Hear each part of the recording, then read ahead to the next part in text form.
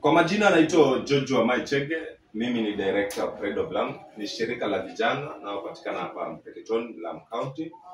Na kati ya zile vitu ambazo tunafanya sisi kama Pride of Lamu ni nurturing talent. Tunajaribu kuipawa vipaji. Sote tunasema tunataka kuajiriwa. Maofisi zimejaa. Kipaji kinaweza kuajiri na kikulipe.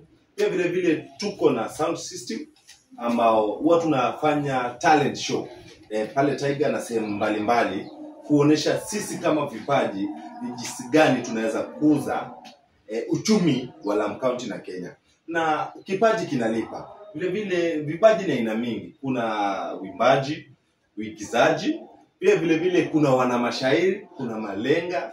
Hizo ni kati ya zile vipaji ambao ziko kwa jamii ya Lamu County na inaweza kuajiri hata kuchora. Imagine mtu unachora unajikuta uko ng'ambo. Hicho ni baadhi ya kipaji.